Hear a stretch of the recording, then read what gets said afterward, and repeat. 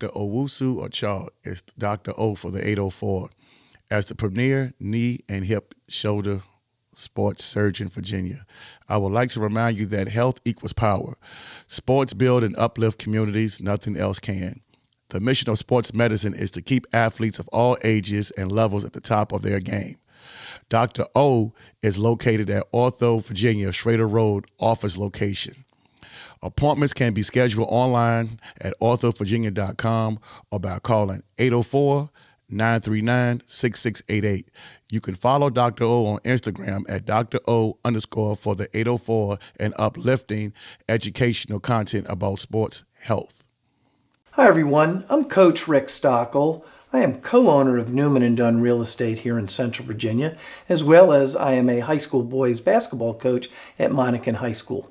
I've sold over 1,300 homes here in Central Virginia, and I would love to work with you and your family in your home buying needs. I am a proud primary sponsor of Ballin' in Virginia, and I hope you enjoy this show. Welcome to another episode of Ballin' VA, man. East End style. Now we go back to 1998 to 2001. We talking about Maurice Carter, man. What's going on, bro? How you doing, brother? I'm good. See, I'm gonna just say to me, well, say to y'all that I'm kind of out of the loop on this one. So I had to get some help in here today. And actually, per you wanted Jonathan, and we got Marcus in here, man, so y'all can kind of help bring this story in here, because me and you sitting here, it'd have been kind of crazy, man. You know, I'm a little bit older than you, man, but I heard I missed a lot. So, man, let's go right into it, man. So where did it all start, bro? I mean, for me, it started at Highland Springs. Okay. It wasn't just me, but we had a really good team that year, and I was, this dude right here. Everybody knew him, right? And so I felt like I just kind of came in on the back end of everything and just made a name for myself. Well, we need to go and tell us the story, man, because I know I pick up the paper and it was y'all too. But again, everybody talked about, man, you got to get them on here. You got to get them on here. So I need y'all to tell me these stories about. Man, so we kind of already knew each other from middle school. Okay. Marcus and I were talking about it before. We all played AAU basketball. There was only 2 AAU teams in Richmond at the time, by the way. So either you played for Richmond Metro or you played with Squires. Mm-hmm. And we all started playing up with Richmond Metro. So I would see, both of them playing. I'm like, man, who the hell is that? And, the buzz started happening. People talking about him, obviously. They like, man, I don't even know if you know this. They're like, man, it'd be dope if y'all play together. Mm-hmm. I'm like, man, ain't no way in hell we're going to be able to do that, right? Mm-hmm. And, 8th grade happened. We was talking about it. And then 9th grade, we just kind of put that thing together. I don't want to say how we did it, but it just kind of happened. Wait, the statute of limitation go down. So whatever happened. Everybody go. I don't want ain't gonna be no Diddy and no Bill Cosby, R. Kelly up in here. So all that stuff that's happening, and I feel like we kind of started that. Like, I was supposed to go to Hermitage. Oh, okay. Right. I lived in that. Yeah, he played at Brooklyn. Yeah. All the way out there, and I think he was supposed to go to Barana, I think. Yeah, so Coach Land figured that thing out. The rest of history. Well, so they doing it now. So, I mean, hey. It won't legal then, though. So it ain't legal now. Oh, okay. Yeah, it ain't legal now. Yeah, it ain't legal now, but it's happening. Yeah. It's happening more now than it was then. Yeah, it was crazy, man. So, next thing I knew, man, it was football season. We both played football before basketball season started. Mm-hmm. I was not as fortunate to play varsity football my freshman year. He did. And I ain't never know that either. Yeah. I thought he was a better football player than he. I mean, a lot of people say. Your brother told me that. I forgot now. I think about it. But then I started playing football, and then it just transitioned into basketball season. That was it. Well, when y'all, getting the Highland Springs, since y'all made it happen, all the buzz was doing in the city was about this guy. Mm-hmm. What was they saying about you? Nothing, I don't think. Because I saw his brother play. Yeah. Which was Tim. And I kept hearing about him, but I was like, okay, when I said, what about this? And then I read the paper and said, who was Maurice Carter? And I'm seeing that you scored 20 points here. Well, your name was in the paper a lot. That's all I had. So. He was a silent assassin, man. Like, nobody knew he was coming. Okay, so it won't like that buzz about Ain't you. nobody knew he was just as talented as me. You know what I'm saying? He just, you know what I'm saying? He ain't have his parents was a little bit more stricter. Okay. He had mom and dad. I just had mom. Okay. So he couldn't go out and play like I did. Okay. I had 4, 5 brothers. You know what I'm saying? So I can go out and run a little bit longer than him. So my game was a little bit more polished, younger before him. Right. You know what I'm saying? And he knew it. He watched me in Brooklyn when we played against each other. He watched me at AAU. And when we got in 9th grade, we took off. We took off with 3 seniors, and it was a wrap. It was a wrap. We ain't look back. Really? All right. So I guess y'all started day one, right? Yeah. Who was any other notable guys that we should know? It was kind of. I started day one, but I told Coach Land we need him to bring more up because we were struggling shooting the ball. Okay. We had 2 and 3. You know what I'm saying? And we needed another shooter. And I knew I can get to the basket, but for me to get there more, he could stretch that. He could stretch the floor out. Yeah. And I knew he was consistent, man. Seeing him in practice every day.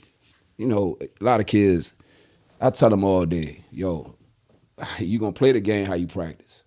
So I used to see this man drill. I'm talking about, and I knew this before we even went to Highland Springs. He was a flat-out shooter. You know what I'm saying? I already knew that. And so it's just practice how you play, man. Like, I see it in practice. We running that jump. We running our sets. He, hey, Coach Lane, hey, John, who you want? Man, bring Mo up.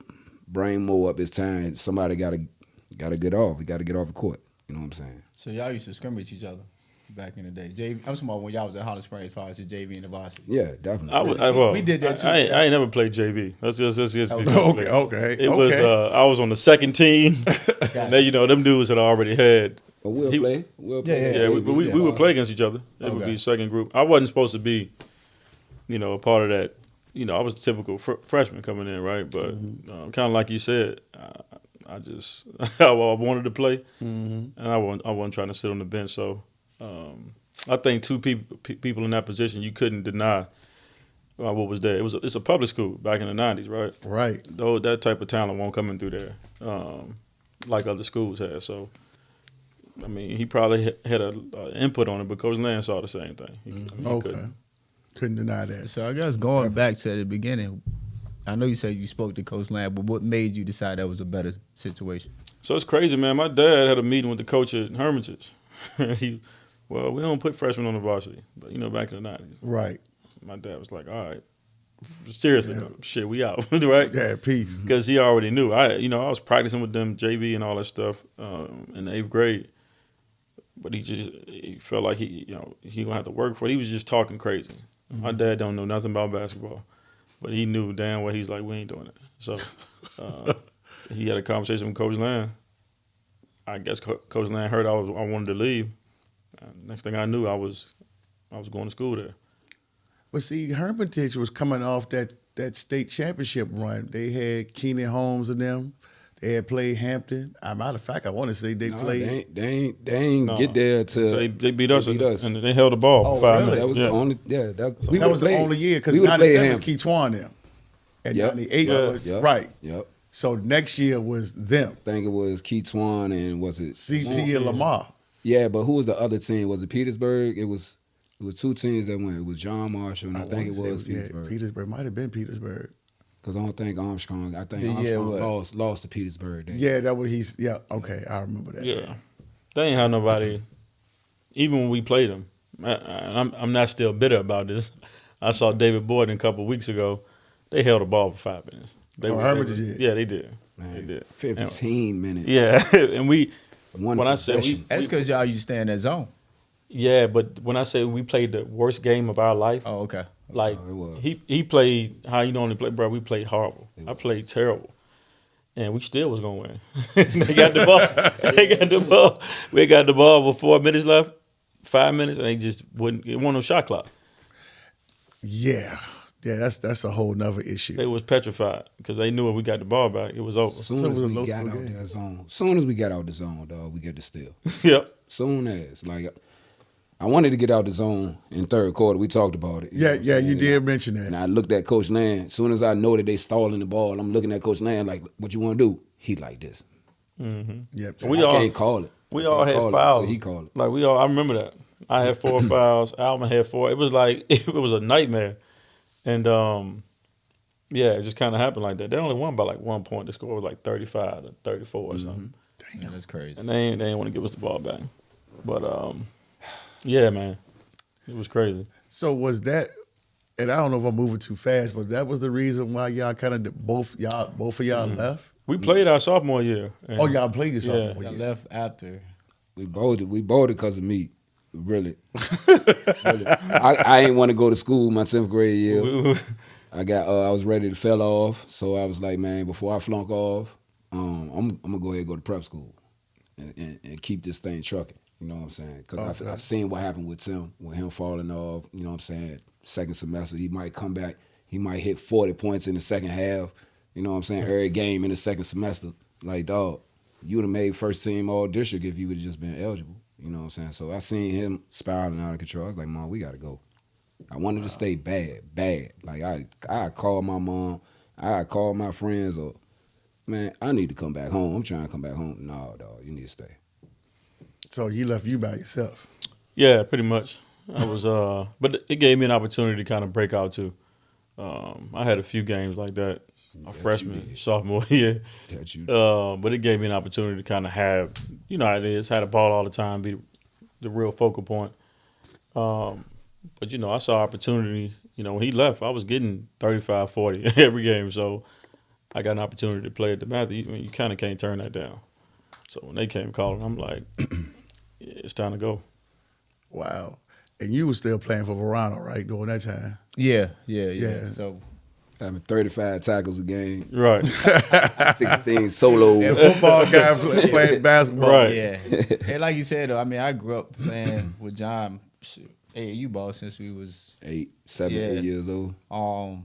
but I did love football more. And then Mo was on Richmond Metro, but he was not a grade, but you was A year younger. younger.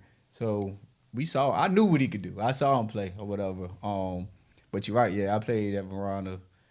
But I also was a guy that had to check everybody that was the best players on the opposite side. Yeah, of the you the team. football guy. Yeah, but I ain't get to check. The crazy part, I played with him my whole life, and I ain't never get to play against him. Sophomore year when he left, because I played varsity my sophomore year as well. So got to play against him in football. He played the football season. We had 2 touchdowns on On that. 3. That was probably the closest game we ever had in Highland Springs when I was there. On 3 against this. This man would have went to school, we would have beat them. Playing wide receiver. I'm telling you. Wow. You said what? If he would have went to school, we would have beat y'all. Proud of so. You know that. Oh, basketball. Football. Oh, football. Yeah. He played that year. Nah, but this is the thing. Coach put in Stardom because he was missing school. Oh, Yeah. yeah. So in he got in the second half. Hey, Oh, got, in the second got, half. got in. Hey, we scored just, 2 touchdowns. I'm just throwing that thing to the back of the end zone. Yep. God damn, you the quarterback. Slinging that thing. He was slinging it. Take what is Wow. 3-step drop back and just See, sling this, that. yeah, see, jump. this the whole thing. Yeah. Y'all, it's now. I gotta really get comfortable now. So I'm hearing Marcus. tell the safety, man, you better back up. He gonna fly right past you. He gonna fly right past you, and that's exactly what happened. Yeah. Man, Exactly. y'all had a lot of athletes over there. I mean, I'm gonna tell you how stupid I am. I didn't even know Red went to Highland Springs. That's Yeah, why I Thompson. caught them 2 Yeah. touchdowns. Yeah. Yeah. That's why I caught them 2 touchdowns watching him. Oh, for real. Watching him, playing against him 'Cause- in Little League, and just, you know what I'm saying, constantly watching football at Highland Springs. So he came up before y'all. Yeah. Him, Devo. I didn't know him before I got Oh, there. you didn't know him, No, okay. because I wasn't. He posted, but Man, at that was Herman's wild. here, so he was. Yeah, Yeah, I was like, so- damn, you come over, yeah, because you really the West End guy came to the East End. Mm-hmm. Yeah, we want nothing over there, dog. Well, where? Over at the West End. Nah, I ain't gonna say Not that. back then. What are you referring to? Well, basketball. Basketball, he was decent. Just Oh, weren't over at bad. Freeman. Hermitages weren't bad. Well, They weren't bad. they were- Just They, they just won't play no freshmen, and that's Which I don't understand that part. But with that team they had, I understand it. You threw me in the mix. That would have understand. been really good. But because they did make it to the finals. You got Phil Roy, you got Dave, you got Kenan, you got who else? CJ was on the team. They were nice. They had that run because they lost to Hampton. Yeah, they won. Squad. But they weren't better than us. No, not at all. They won't. They outplayed us. I'm just saying. Yeah, they outplayed us though for that night. Did. I mean, when you get seniors in any situation, whether it's college basketball or high school basketball, they older, they more experienced, they stronger. But once again, man, we had two players that could nobody guard. We just didn't put it together that on that night. But yeah. So what y'all think that could have happened if y'all would have stayed together for 4 years? Man. That's like the $1 million question. I still hear that. They probably would have got some championships. Because, I mean, honestly, once they left, we beat Highland Springs. For y'all. Yeah, we beat them Merritte in basketball. We'll come right off the football season in December. Played them at Richmond, the first game, like the little Christmas tournament. They used to beat us that game because going from football to basketball is just hard anyway. Right. Always being in shape on that big floor. But after that, you would have had to have a big man to beat us. Yeah. Like, that's the only way you would have beat us, with the way we were shooting the ball. And then you had John Waller coming into his own. Right, yeah. right. Mm-hmm. You would have dogs. You would have had to have a big man to really beat us. With John doing what he did when we left, if we would have stayed. Yeah. Right, because he was putting up some numbers. I was about to say, it would have got ugly. It would have been tough. You talking older, more mature, like we talked about. We'd have been juniors. It'd probably been scary. How did Coach Land feel about when y'all left? How was that conversation with him? I mean, y'all just decided y'all. Any coach, he coaches now. I coach, he coaches. Man. He was pissed off. I mean, like you lose your two best players. That ain't gonna sit too well with you. Got two prime players. That's probably one of the best players you probably ever coached. I mean, y'all I hit it a lot. Coach, you talking about some of the best players ever walking to school. Right, yeah. You know what I'm saying? Like I'm not gonna disrespect like Verona or Highland Springs, the players that came before us or after us. Like, you know what I'm saying? Like, it's been some time. It's been some time. Sure. But I'm thinking, and me, you can go, I know you get people like Leap and all of them will probably see this, could be like, all right, Larry, you kind of skip something. But I can go Rod Wheeler, because that's when I first started watching Rod Wheeler. Then if you come on down to Jafonde and Melvin and all of them, all right, right there, right. But if you look at it from they were great players, right? But they all were great players in their junior, senior season. Senior season, right? Y'all were young, and y'all was here, yeah. I mean, straight out of middle school, right into the frying pan. I think you talk about people playing before their time. Just looking back at it, for sure, I think we were just before our time. And we got it all happened at the same time. You put it together at the same time. Normally it happens for one player. Like one player at the school, you're like, damn, he really good. To have both of us there, it was crazy, man. It was. I mean, everybody saw it. Well, how did the whole DeMatha thing come about? Was it the AAU or because that's a long distance between? Or did y'all play them in a tournament? They recruit, man. I mean, because it's always been. No, but still though, like I guess like now it's easy. It's you can easy. see everybody. You see everybody, but see back then, so back then there wasn't much these teams playing. A Richmond team playing like DeMatha. DeMatha has always been big time. Yeah, so we both on Squires that summer. Okay. Man, we had a mob. It was ridiculous. I don't think we lost the AAU game that year. Who was on that team? Anybody that we know around here? Me, him, Tyrone Sally was on that team. Did we lose one game in Philly? No. When you lose No. Maurice Carter ended up playing with us that year. We lose that. Oh, Jesus. Darius Hargrove on that team, dude named Sean Harris. We only had like 8, 9 guys. And it was crazy. We was beating people by 50. Like, it was crazy. Like, and then we played at Bob Gibbons in North Carolina. I get on the elevator to leave with my parents, and 2 of their coaches are on the elevator. So I'm like, oh, shit. They asked me kind of like, you ever heard of DeMatha, blah, blah, blah. And that's kind of like where it started. Wow. Man. And they got you up there. Yeah. How was the transition? It was rough, man, to be honest. You go from playing high school basketball in Richmond. we played a national schedule. It was an all-boys school. It was a Catholic school. Right. It was just a complete like culture change. And you in D.C. now, so it ain't like you in a place where you familiar. And so it was different for me. But once my first couple games, I struggled. I mean, I didn't play. Once I figured it out, and it was everything kind of. But did y'all have to move up there, or Yeah. was it like a boarding school? No, we had a house right across the street from the school. Oh wow, okay.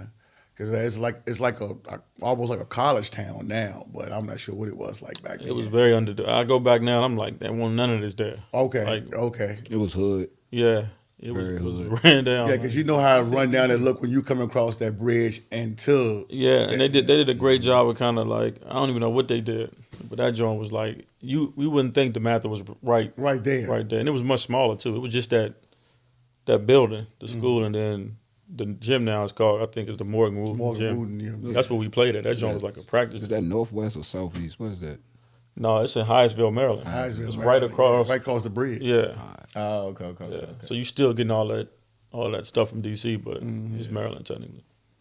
Wow. So so you said for the first couple of games you didn't play at all. I had to just you playing on, I think we're number 3 team in the country that year. Go from playing, it's just me and him, basically, to a group of everybody going to play Division I basketball. Right. So how you get to the point, like you said, you settled in? Like, what was that process like? Yeah, I had to change the way I played. I couldn't play the same way I was playing here at Highland Springs. I'm getting up a lot of shots. I wasn't playing a lot of defense. You get to a situation like that. I'll never forget, we get to a tournament in North Carolina. Andre Barrett played at Brother Rice High School in Manhattan. They had like him, another dude named Kenny Satterfield. They had like 4 dudes. Kyle Cuffey played at St. John's, another dude who played at Duke. I was like, I ain't never seen nothing like that. That's the matchups he was getting every night, especially playing the way we played. So I really had to lock in and started to play defense to make the right plays. Everything was different. Yeah, them guys are more about defense up there. It's crazy he said that name. Better players. Yeah. You heard what name he said, right? Andre Barrett. Yeah, he was the real deal. Yeah, Satterfield. I think he went to Kansas or something. He went to Cincinnati. Cincinnati. Satterfield went to Cincinnati. Barrett went to Seton Hall. I used to admire that dude game, dog. Yeah, this game was for real. Like, I sit back and talk to my coach like, you seen that pass? You seen? Man was a point guard. And he had 3 dogs with him. Kyle Cuffey and Andre Sweet. Man, them dudes was. Man, when he played at the Rockets, man, it was 5'7", 5'8". It'll let you know how talented he is right there. You Yeah, guys- exactly. When I say Anything fast, at that bro, level. like just Yeah. So once again, you don't change the way you play, you're gonna get embarrassed. So, being competitive, you see the matchups, you like, I gotta change the way I play. NBA shit in the high school, like early on, like you know it, like you don't want to even get in front of that shit, like you don't want to get in front of that shit. You talking about Like I'm 5'7", that's hard to saying, like stay if in you a front of regular him and play, dude, too. if you a regular dude, Strong, you know too. what I'm saying. If you ain't no Shooter. All American, you know what I'm saying. You don't want to check that. You don't want to check that. Right. Them the ones you hate. You chasing around the whole damn court. Like And you this said. nigga can pull up on the dime like KJ. He's like KJ, but he was just his bag was bigger. Yeah, he was bigger and stronger too. Yeah. He was a different. But once again, he wasn't the only one. Chris Duhon was down there. Like we playing against that every night. Like DeMatha ain't, especially when Coach Wooten was there. Right. You ain't getting no Hanover High School now. You ain't getting that. No, you ain't every getting that night up you there, get no. something different like that. So you got to be consistent every day. Yeah, but iron sharpen iron. So once I got to that point, every day in practice, you got another Division I point guard playing behind you or beside you, and you playing against that every night. You ain't got no choice but to get better. Yeah. So the real you started to come out. So by the middle of the season, I figured it out, and That was your junior season. Mm-hmm. So you didn't have to you didn't reclass. That probably wasn't even heard of. I was a young junior. I was 15, 16. But academically, coming from Highland Springs to DeMatha is also a really good academic high school, which is why I had to transfer and go to Roosevelt because Couldn't keep up with the work. With it. I wasn't gonna qualify for that. Back then it was the NCAA clearinghouse. On there, they still got it. Yeah. Yeah, so the rules was a little different. Coach Wooten and I sat down with my parents. He like, look, you can be the first player from DeMatha to go to junior college. And he's like, we can't. It's just probably the structure that a lot of them probably had before they got there. Right. And then you talk about playing on that level every day and trying to keep up your schoolwork. Yes. That's tough if you don't have that discipline and the structure. Right. Yeah. And DeMatha didn't take transfers. I was like one of the first transfers they took. Wow. Like in the middle, like you either normally start out there in 9th grade, you ain't getting there your junior year, they ain't gonna take you. Did they have a middle school program that? Nope. Okay. Wow. So, back then, and it's a lot different now. Mike Jones was the head coach of Old Dominion now. He was our assistant coach. We had a phenomenal coaching staff. And Coach Wooten ain't really do none of the coaching. So we was getting everything from them. Okay. You know what I'm saying? Like, he just was the face. So the structure was different back then. But, yeah. So your senior season, you had to transfer. Yep. I transferred to Illinois Roosevelt in Greenbelt, Maryland, which is right next to Hyattsville, which is when, Coach Farello, who's at Paul VI now, myself, Delonte West was on that team. We had a mob and a dude named Eddie Bazin that played at UNC Charlotte. He played in the league for a minute. Then Eddie played with you. Yeah, about 6'6", super athletic. They were saying we was cheating. We was beating people so bad. It was ridiculous. That's my But I was playing the same competition that you was at DeMatha? No. Roosevelt was a public school. So I went from, Okay. so we playing Bladensburg High School. We playing all the regular high schools. And we got 5 pros on our team. Wow. And so we had a big, like 6'11". And then Gordon Claver, he played at Fairleigh Dickinson. And we had another dude, like 6'8", an African kid. So all 5 of us was there at the same time. Wow. Yeah. So what was the competition at the other high schools, like he was saying? Like, I mean, against, it won't. we know it won't DeMatha, but We beat DeMatha. y'all beat them. My senior season, I transferred there, like right before the season started. We scrimmaged them. In the scrimmage, it was a big deal. We beat the hell out of them. God damn. Because, like I said, them Delonte and Eddie, they both played in the NBA. Yeah. And then we had myself and 2 other guys. That school, Roosevelt, was producing. Alpha Bang Girl played there a couple of years before we did. Played at St. John's. Dude named Delonte Holland played there. The high school was producing a lot of football. It was crazy. So we had a bunch of athletes. It was a magnet school, too. So I guess as far as your senior season, how was your recruiting process? Like, Good question. how many, it was different then. That's when we used to get a letter in the mail. Yeah. Exactly. Yeah, So how was that for you there? I was getting recruited at that point. It was St. John's. I'm sorry, St. Joe's, Xavier. It was all like the mid to high level, not Power 5s, but it was a pretty decent. Yeah. I signed my national level intent to play at Xavier, but my coach got the head coaching job at Wake Forest. And he actually called me. He said, hey, we got a point guard. He said, we're going to play 2 small guards together. He said, we got a point guard that plays very similar to you. I was like, oh, yeah, what's his name? He's like, Chris Paul. I'm like, fuck that name. So my head, Wow. right, the assistant coach. And they actually ended up playing 2 small dudes. They played a dude named Justin Gray and Teron Down, and they played them together. Okay. But my assistant coach, the guy who was at Xavier, got the head coaching job at Robert Morris. So he's like, you come here, the ball yours.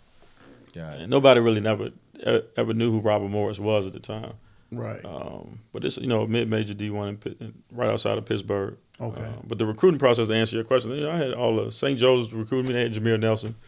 I didn't want to sit behind any of them. Yeah. And that was my mentality. I'm like, because what's the white guy name who was at St. Joe's? Martelli.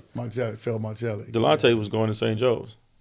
So when I got to DeMatha, they hit me quick. And when I got to Roosevelt, they like, hey, we got the point guard going to the NBA in a couple of years. You can come play with him. When he lead, the ball yours. I'm like, hell no.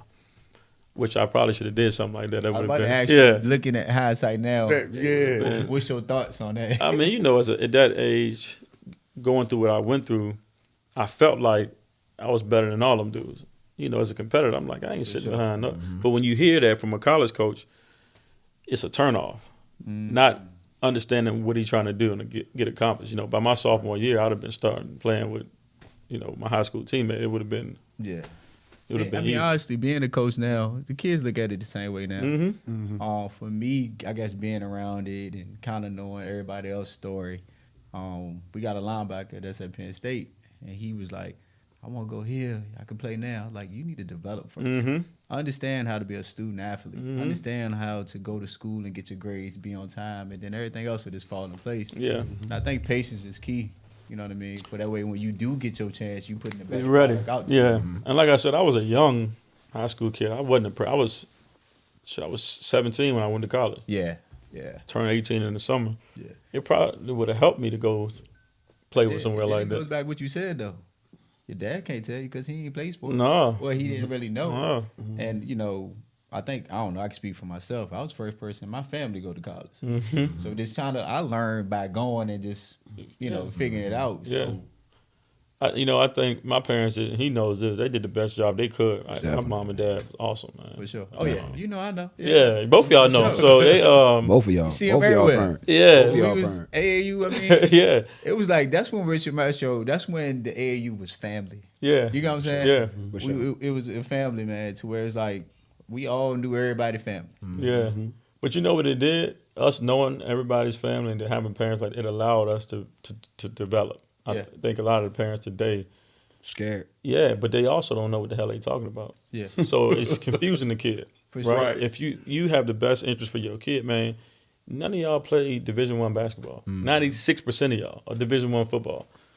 What the hell are you telling your kid? How can you tell them what to do? My parents knew they didn't know what to do. Yeah. So they surrounded me with people who could help me For sure. and allowed them to help me. I think a lot of the parents today, it's a battle, bro. And what you're doing, you're giving your kid a false sense of reality. Because when you get to college, you can't talk to your coach like that. For sure. They not answering the phone for you. They not listening to you. Right. So when you can't manipulate the situation for the kid, now the kid is in the transfer portal. And they heard him they heard him. They hurt him. Yeah. My parents like, man, figure it out. Yeah. No, for If sure. if you want to play, get your ass out there and figure it out. Yeah. And Your that parents- allowed me. your parents was really like they was there like for you. Like you just don't know. Like I seen it from like the side. You know what I'm saying? Like they couldn't tell you nothing physically about basketball, but mentally, Yeah. dog, they put you in the best situation every single time they could. Yeah. I mean, Every just the single time. fact that to leave and go get a house across the street and go to another school because they felt like that was a better situation, that speaks a lot right there. Yeah. My dad had two businesses and Yeah. the barbershop right beside Harvey's, he owned that. Yeah. Gave it up. It wasn't even a second thought. He used to live with us. They wanted to do, and they genuinely wanted to do what was best for me. They didn't have any motives. It wasn't about They want to try to live through you. none of that. Yeah. It was about Yeah. if you're gonna play, if it's something positive. We're gonna assist you and support you. So later on, fast forward in my life, when you become, a pro or whatever it may be, you already have that foundation, right? Because when you pro basketball is completely different from anything else you've ever done. They don't give a damn about how you feel, what you look like. I'm cutting you a check to do a certain thing. You need to do it. Get it done. And if you don't do it, we're gonna replace you. Yeah. Very simple. We're not arguing with you. And for me, I developed the foundation when I was a kid Yeah. from that stuff. So I guess going back to with you picking school, why? What was that process when you first got there, and how was the college life and adjusting to? You want me to tell the truth? You want me? Yeah, we want you to be honest with you. I'm big on being just telling stories and letting the kids learn from our Yeah. what we did right and what we did wrong, so they can. He knows this. He played Big East basketball, man. They tell you everything to get you there. Oh, yeah, They're the for nicest guys. Man, Yeah. on my visit, I was like, oh my God, this is gonna be great. That first day of school, motherfuckers ain't talking to you. Get your ass in the weight room. You just it's a business. And I think that's what kids don't get. If you can't help your coaches win, Yep. I hate to say it, there's no loyalty to you. Right? And I think a lot of these kids feel like when they get there, the coach is going to be nice to you, they're going to hold your hand. They not. Even at that age and at that level, it's Division I basketball or football. Yep. Like everybody from their city is the best player. Right. Yep. Everybody from their city is me or him. Yep. What's going to separate you from those other kids? And I think the competition, and I hate to say when we play because I sound super old, we were competitive, man. We competed. I was thinking as soon as you said that compete. Yeah, Marcus was a competitor, right? He going to guard the shit out you. He going to play hard. That's competing. These kids are afraid of competition. As soon as it gets too competitive, I quit. Or I'm going somewhere else where it's not as competitive. That's exactly what's happening. But what that does when you get to college, high-level college, and at the pros, everybody can play. Right. You can't quit. You can't leave. But he's just going to they're gonna replace you. So They gonna ship you back home. yeah, Why do y'all think that changed though? What changed? Because Parents, our parents. parenting, that's exactly what it is. parenting. But see, this is the thing that gets me. The kids now came from the parents that played in the '90s and stuff like that. Did they play? Well, good, okay, good point. Good point. If they good point. did, if they did, good point. but they're good very point. good. Good point. Good point. I can't even argue that. I think again, like I said, my parents, and I can only speak for myself personally. They put me around people who could help me. You gotta allow somebody else to help your kid if you can't help them. You gotta remove yourself from it. Yeah. And put them around people. I'll also say, to me, what I think, growing up, I can speak for all of us. We was out there, parent camp. We was out there, the police station. Yep. We had to go play with adults. Right. No whining, won't no crying, won't none of that. They you pulling gotta- on you, gotta doing all hold that your stuff. own. And the kids, I don't think they can really go nowhere that can get that same feeling that we got. They can't. You got what I'm saying? Older brother. You got older brother. Yeah, my older brother passed away. Yep. Older brother. So we out there. My brother 9 years older than me. So I'm out there playing with them. Right. You know what I mean? And they stronger. Yeah, they They stronger. more So now physical. You got to be a little bit smarter. You Yeah. got to understand the game, where you need to be at. I don't care if you playing basketball, football, or whatever, roly-poly, all that stuff. Yeah. You got to understand to where it made us better. It made us compete every day because I don't care who on the court. I want to play. Yeah. Right. And the kids, you just don't see that. Nope. They train and work on functional strength now. You hear it a lot from trainers. When you run close to a guy who's 25 years old, you run into him, you better be functionally strong. You're going to get there because you constantly getting hit by him. Those little things like that they got to train at, we just naturally got it because, like he said, like where we're playing, the environment you're playing in. So I think it's just a lost art, man. That whole taking that piece out, kids not going outside and playing against older people.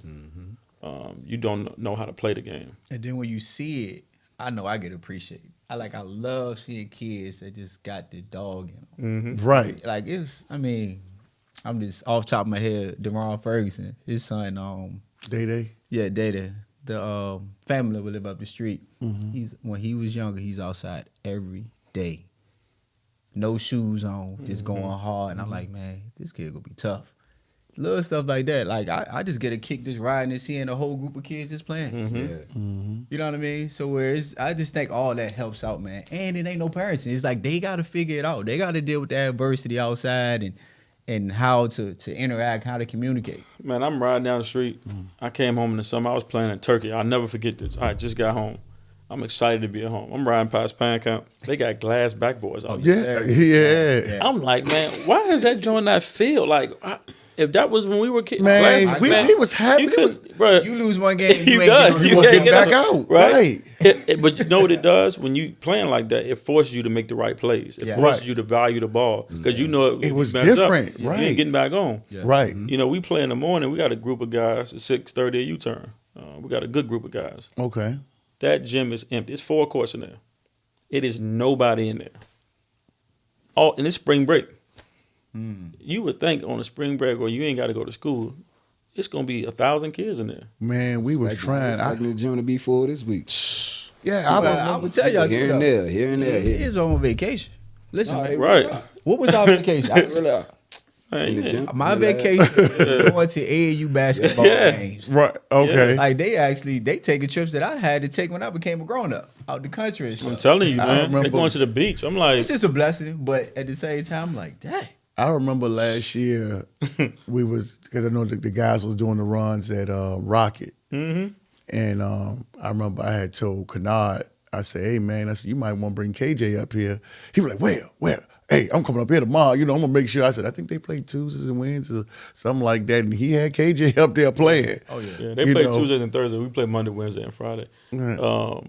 But yeah, man, the kids, it's just different, man. If we would have we were talking about, somebody asked me about the Richmond Pro-Am.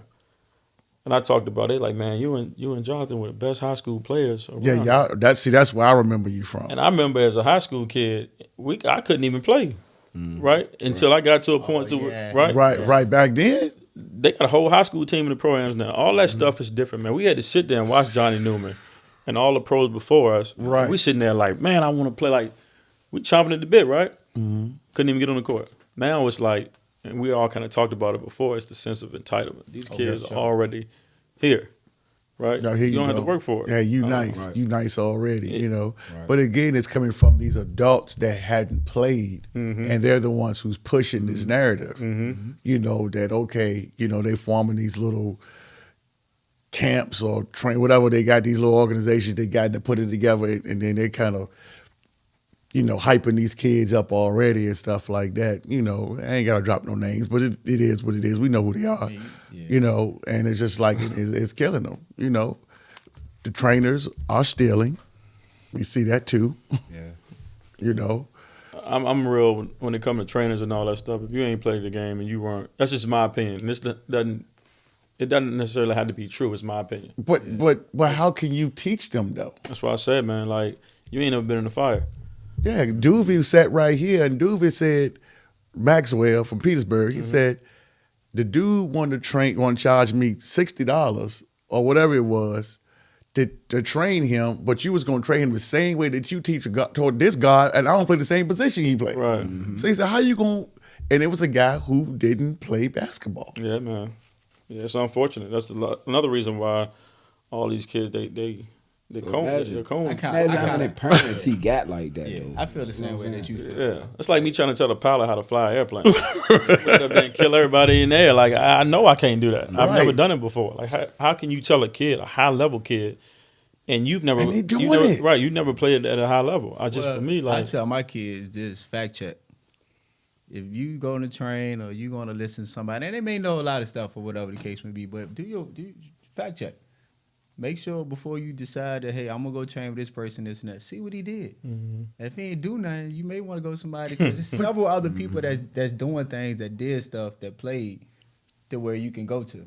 If it's my son, I tell my parents this all the time: I'm gonna put them with the best. Right. And the best to me is who did it. And that's what I prefer. I agree, but they're training. They're getting these high level guys, bringing them in and training them. So for the optics, it's like, oh, he trained so and so I'm gonna send my kid over there because so and so played at so and so school in you ain't NCAA. gonna go to the dentist. You can get your teeth cleaned by somebody who ain't never cleaned nobody at But they never look at it like that, though. Tear But your mouth all up. Like, these dudes is winning, man. Listen, I mean, shout out to them. You know, but They for the winning. most part, like, But- I wouldn't do it. I'm like Marcus. Like, if it's my kid, you know, for me as a parent, I got 2 kids now, and I want them to play. Right, I know that my voice is not going to be the voice they hear in college. right. I want to train them and work with them as much as I can, but at some point, I got to give them somebody else that can really, you know, help them as well. But I'm not putting them with somebody who, why the hell would I do that? Because I'm putting them in a position to fail. There's numerous players around here who've worked out with people, and I've watched this over the years, and their games have actually declined. Like, the kids start out really good, they start working out with whomever, and you like, man, he getting worse. Like, and then you get to school, and then you're in the transfer portal, and all that other stuff starts to happen. Like, it's unfortunate. Don't even get to school. Right. Right. Yeah, To go back to the school piece, I know you said they do everything to get you there, but like, so what was their process? I know the first day you said hey, you gotta get good away question, from- Marcus. You got to get back to it, but like, just for kids that don't know, what was your college experience? Man, From so the beginning to the end. Yeah, I showed up. You know, I thought Coach was going to be my best friend. I realized that it was 12 other guys out there that he had to be concerned with. But, you know, as a freshman coming in, the expectation for me, because it's Robert Morris, right? I'm like, I'm way better than this league. It's going to be easy. It was not like that. You know, we were playing, you know, Pitt, who was number 1 in the country. You know, we played them every year, who had, you know, they had a great team. But it's, you don't know what to expect. Yeah. You've never been through it before, so you kind of just learn it on the fly. But then also, you're going to go through a lot of bumps and bruises. For sure. And it's how you respond to that. You're not going to get to school as a freshman and play lights out every night, right? So when you don't, how do you react? I've seen a lot of guys get to school and quit, Oh, yeah. right? And so because they're like, man, I'm supposed to be playing, I'm supposed to be doing this. You know, you got to figure it out, man. And then you got to work. I've never played that much basketball in my life. I think a lot of kids at the high level or at the pro level think you're going to go to the YMCA and just shoot basketball and play. Yeah. It's a job, bro. You lifting weights. It's 6 in the morning. It's a 5 a.m. You going to practice. Sir. It's at 8 in the morning. You going to class. You going to class. You going back to practice. Yep. Like you going to study hard. Meetings. We woke up at 5:30 a.m. We didn't get back into our dorms till 8 p.m. every day. When I was in college, You got no social life. I used to look at my bed and say, I can't wait to get back. Yeah. Honestly. And you see all the other college students, they at parties and all that, bro. You Right. have those, and then when the season start, you traveling every other week. I'll never forget, man. My freshman year, we left school. We was gone for 15 days. I got back to Pittsburgh. It's 8 inches of snow on the ground. Like it's different, bro. Yeah, that basketball travel different. It is. For sure. It is. So you can't prepare for that, right? But you just need to be ready for it. Yeah. And, So I guess somebody looking at this, or a parent or a kid, what's the best way to get prepared for it? AAU. Outside of we know that trainers, you need to go to somebody that did it. But, Right. But what else? Because now too, being this age too, man. I'm sorry. Go ahead. Being this age now too, I also learned the importance of eating right, taking care of your body, stretching, and all that good stuff. Yeah. Go ahead. So he mentioned it. Playing.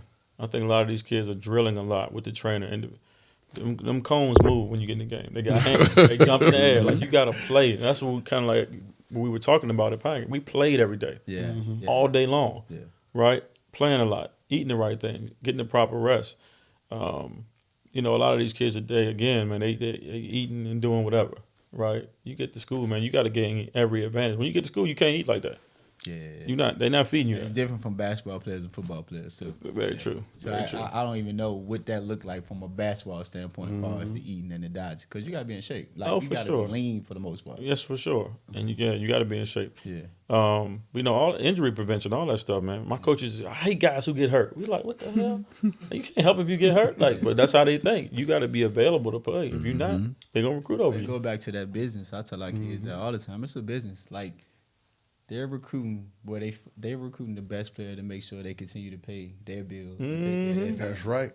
And if you ain't coming in, being a student athlete and just being a competitive person and just working hard, you going back home. Yeah. I got to a point, man, my sophomore year, I had a couple crazy games, 40-point game. My coach came to me, he said, man, if you don't play well, my kids don't eat Cheerios. And I'm like, what? He was just weird. You understand it now. Yeah, for sure. Yeah. Like, you pretty much, his livelihood depends on you. And it's tough when you're dealing with an 18, 19-year-old kid, but they don't care.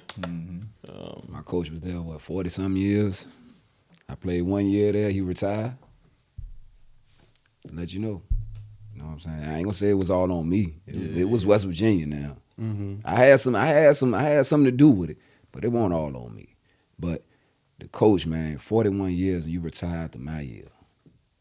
Now you felt like you was picking a school to where he's gonna be here 4 or 5 more years. I'm thinking I'm gonna be one and done. I'm gonna be honest. You know what I'm saying? But he got ties to Jerry West and all these people. You know what I'm saying? He calling me in his office to talk to Jerry West on the phone. I'm like, Wow. you retire on me. You don't even go to bat for me. You know what I'm saying? And you don't straighten the whole story. That was his mom. His wife still send me cards, Christmas cards to this day. It's just crazy that you don't go to bat for your own. Like you said, I'm thinking this is gonna be my best friend. Yeah. You know what I'm saying? And I know it's a business. I knew it was a business, but still, he ain't go to bat like he should have. Like I was supposed to play my sophomore year. I wasn't supposed to be kicked out indefinitely. Nah. Yeah. Wow. You gotta think about it. Tyrone Siler came back. Drew Shafino came back. It was the same. I came to school at the same time. They talking about they had got in trouble because we stayed in a dorm and we came to school early and we was getting like lunch or something. And then like they of course they reported me for the money and whatever that they never even found or never even, you know what I'm saying? But now players getting paid for likenesses. Sure. It's just bananas now, man. It's like a catch-22. And I guess that goes back to what we said, man. Like these kids need to take this opportunity and run with it. Mm-hmm. To be in this situation now, to be able to get NIL deals, just everything. It's like, don't take this for granted. But they don't know because half of them don't know the people that came before them. Bro, it won't no money. Legally. They're legally getting paid. Like, Right. Reggie Williams and I were talking, man. you take the amateur part out of it. Right now, these kids are pretty much pros. For sure. Because before, the NCAA was about maintaining your amateur status. Yep. I'm getting $500,000. I ain't no amateur no more. No more amateur. You know what I mean? Like, but the get expectation now is a lot different because now you are getting paid. Yeah, these kids have it so good, bro. I remember going back to my dorm, the calf clothes. We had a freedom card is what it was called, but we had meal money. Like, we didn't have money to eat. Yeah. You had to eat before all that stuff because if you got money, it was considered A gift. Yeah, you might get suspended or whatever, man. I'll never forget. They gave me a bunch of Adidas. We were sponsored by Adidas. I went to the mall. I was like, man, I ain't gonna wear these, and I sold them back to the finish line. And the lady called me in the office. She was like, we should suspend you. Like, you can get suspended for that. I'm like, I ain't gonna wear this shoe, and I switched to get the money. You can't. Like, you can't do that. And I'm like, now it's like, man, They can do whatever they want, bro. They getting a salary. It's like, it's crazy. Yeah. I love it though. I wish. Oh yeah, love for it. sure. I wish I would have went to LSU, man. Forget Arizona. Wish I would have went and got that $80,000 every year. 4 years. I'll be 320 up. Man. So I guess going back to the school piece, so what was the process after college? Like when because you had a long career outside of that. Yeah, I mean, for me, I expected to get drafted. I didn't get drafted, obviously. So what was that process though? What is that process as far as getting drafted coming from college? I mean, back basketball? when the season's over, you kind of start preparing for that. Okay. Right. I kind of understood, like, man, I'm trying to go be a pro. I got to start training. And I started training for it, didn't finish school, and I didn't get drafted. So I played in the minor leagues a couple of years, NBA, G League now. The CBA the last year was good. And then I got a job in Dominican Republic.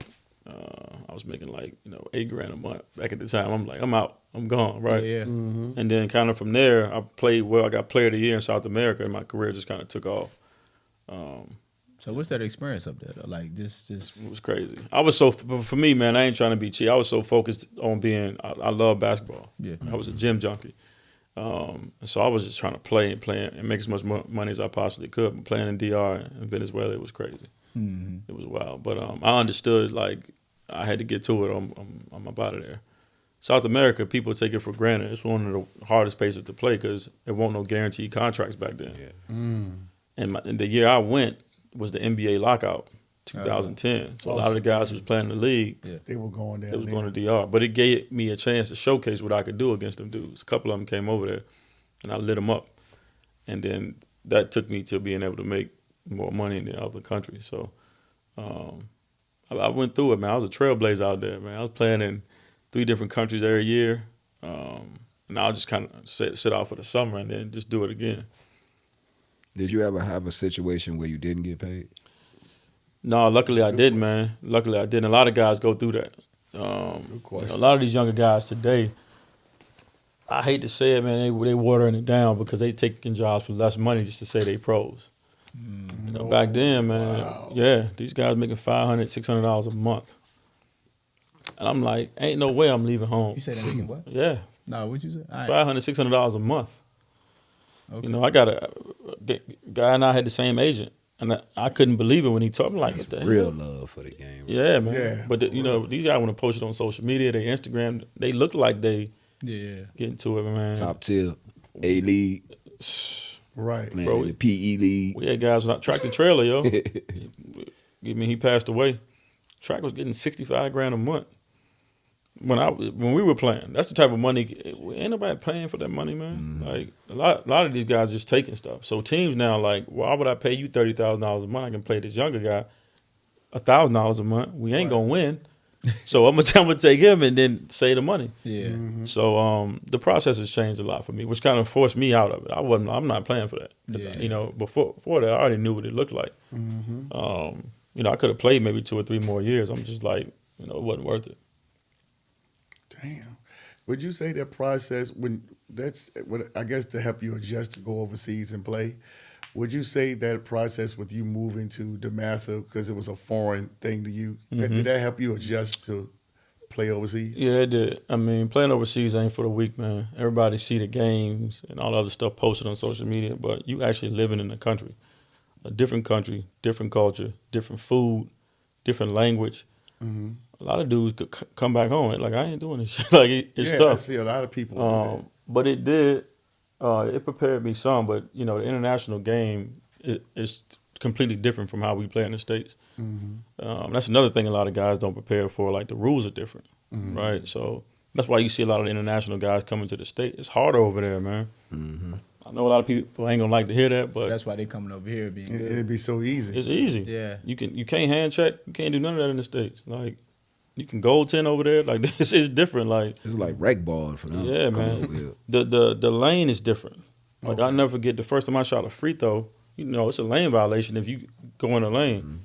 Man, these dudes is fighting for a position while the ball is in your hand because they want to knock the ball off the rim before you. If it hit the rim, it's live. I ain't even know that. Damn. I ain't know that. Yeah. So I mean, the game is different, man. It's completely different. You can lose the game if that y'all rolling on the rim. You're gonna knock it right off. Yeah. They tell you like we practice it. Ball on the rim, hit the ball at the rim. Like go get it, and then you know it's different, man. But also we couldn't have those kind of rules in the States because we got better athletes. You know, a guy like LeBron James or Dwight Howard, you wouldn't score ever. Like they're gonna knock it off the rim every time it. You better, It's you up better hit there. that bitch all net. Right, all or the time. dunk it. So like, but yeah, you know everything is a lot different over there. What made you get into coaching? The love for the game. So I wanted to stay as close to the game as I possibly could. You know, a lot of people, that's the thing too, when you transition from playing, you don't know what you want to do. And Marcus kind of know, you know, my background now, like I transitioned into the financial services industry because I needed a job. Like a lot of people like, So that wasn't the plan. You just needed a job. I mean, I played for New York Life, shout out to Everett Fox, every summer in the Richmond Pro-Am. Yeah. And Fox was poking with me, man. I used to I see ain't know that part. Okay. Yeah, so I saw Fox a couple times. I I'm like, wonder if man. that was the time. Yeah, so I'm like, you know, I wanted to have a conversation with him about it. Fox is an awesome dude, one of the best Yeah. people I you saw ever him on meet. TV. Yes. Yeah, Yeah. he's solid, man. And so when I talked to him about it, I'm like, you know, he literally just, you know, held my hand right into the process. I got lucky, super lucky, but I wanted to stay close to basketball. So as I was transitioning into doing what I'm doing now, you know, I talked to Ty White. He's like, man, you know, you got it, whatever you want to do. So it actually kind of happened really quick. But I wanted to stay close to the game at a high level too. I knew myself, like I can't coach, you know, low level kids. So I mean, Team Loaded they got them. Yeah. You know, it's crazy because all of y'all sitting here, and I know all of y'all have coached and y'all played, you know, and you just said the difference between coaching these high-level kids versus low-level kids. Explain that. I mean, I get it, but explain that. I mean, when you play basketball at a certain level, you've seen it at that level for so long. Having the patience for it is something completely different. Right. Yeah. You have to feel like you have to dumb it down almost if you kind of. Marcus knows this too. The hardest thing to do as a coach is to get out what you know and translate it to your kids. And I think that's where a lot of coaches go wrong. Like you may have a lot of knowledge and ability, but are you getting your kids to understand what you're trying to tell them? And that's very like it's a small window, right? And if you don't do it, you're gonna be a horrible coach. If you can relate to your players and communicate with them, then that's, you know, it helps. But I know me personally, I wasn't gonna take time away from my family to do it at a low level. Would you consider coaching high school around here at all? Like Marcus. It's so much. Look, That dude is a star, out, man. He just figured it out. I found out this year it is so much. Let me tell you something. It is so much better on the football side than it is basketball. Don't trust me. As far as what? I'm not speaking from a fan perspective. No, I'm saying, yeah. Yeah, from a fan perspective. Like, Because you guys, man, it's so much different from me because you guys kind of like y'all more together. It's family. Like, you know what I'm saying? Like how I got you guys on the live and be able to talk football. You say, okay, well, look, let me go get what's the guy name? Coach Scott. Let's go. And y'all have a relationship. These basketball people, these coaches, they all over the place, man. I ain't gonna say I wouldn't do it. It got to be the right situation.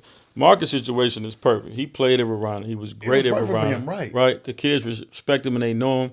He's figured it out. Right. every situation ain't like that. Right. And they winning, right? You Right. get to a place where you're losing, the players don't like you. It's You got a great team around him, man. His coaching staff. You got a great That's coaching true. staff. all that stuff, So man. I'm gonna put him on the spot. If Tennessee was to step down and they asked you to come to Highland Springs, would you coach at Highland Springs? If the situation, if I could, yeah, I would. If the situation was And we not running Tennessee out the door. no, That's if it was the right situation. I mean, Harry Lee, a great AD over there. Yeah, but I ain't going in that thing head first without being able to. Like he said, he got a great staff. If I could form my own staff and do some of the things that I want to do, yeah. But I mean, watching high school basketball around here now, and I done been to a few games. You know, I was ready to go there. Me and John always talk about it. Kennard White's son, KJ, he played with me for Loaded, and we've developed a relationship. I went to see him a couple times. Talk And about that, man. he's phenomenal. He's really good. Underrated. I think the transfer portal is hurting him a lot because of true high school kids, especially a kid his size.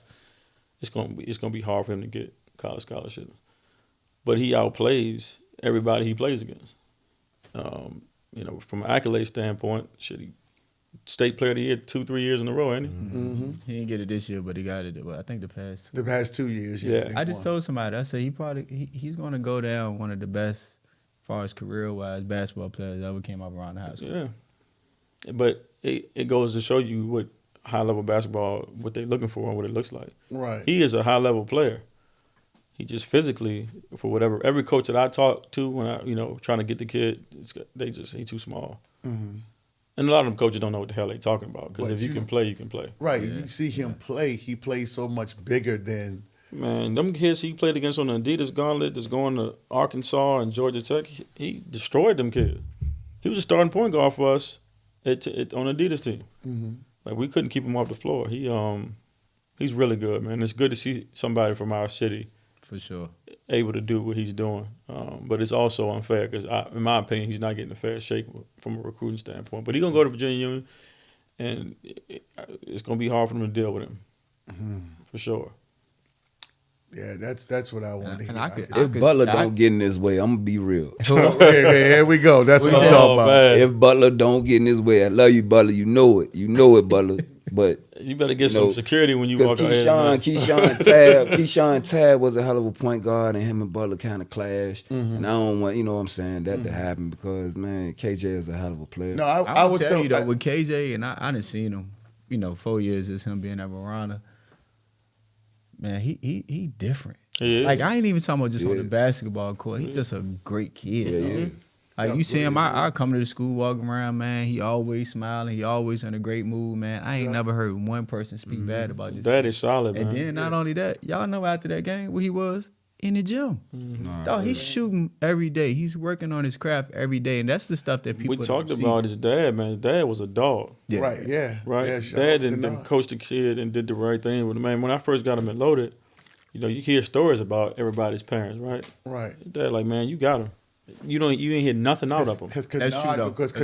Right? Kennard is a person. Told me the same thing. Yeah. Kennard is a person that if he know that you know what you do, he don't get in the way because he trusts you. Yeah. He'll always, I'm saying, okay, well, if Marcus, hey, you over there with Marcus, hey, John, hey, well, I already know what he did, Maurice, because he called me what you, he said, man, you got to get Mo on. I said, yeah, I heard about him, but when Kennard trusts you, he love you. That's why the kid is doing what he, and that's not the only reason, but that's a huge reason why. Like the dad has done a phenomenal job with the kid. But then you see it on the other side with other parents. It ain't like that. See, Mom too. Oh yeah, Mom hey, too. shout out to mom. Yeah, Mom hey. too. She support everything. Everybody up here. She support all that. Absolutely. I can vouch for that as well. When I look at KJ, and I guess when I went on my rant last year and I said that, and I saw that game against Henrico where he had dropped 38 and what he did. He ain't doing what such and such doing to John Marshall. And I'm gonna start a little shit here. I mean, I ain't worried about security, so they can find me. I walk by myself. All right, okay. So I'm just saying, they can find me. But I'm just saying, I just felt like that he's done more with less. Right. I mean, that's not even an argument. That's the truth. But he do. How? They have a better team. It's the I listen. Basketball players. John Marshall has the best team, And I'm just- right. accumulation of players Right, in the state of Virginia, probably, right? right. I would say so. And it was So most what's of the those argument guys then? arguing with me, and I'm like, how the fuck can you argue with me? What are they arguing?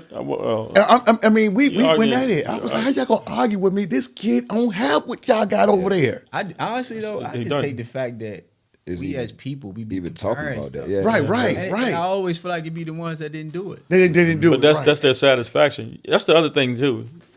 He can be a great coach, and so can I. We both good coaches. What's the issue? Yeah. right. It don't always have to be a competition or comparison, and that's just Yep. for a lot of them dudes. They ain't never done shit in their life at a high level. Excuse my language. Nothing. And I've told a few of them that too. That's where it comes at. You're using the kids to get your self gratification and satisfaction. Man, get out the way. Right. Like my time as a basketball player, his time, and everybody talk about how great we were. Right. Right. It's over. Definitely. That is the reality of it.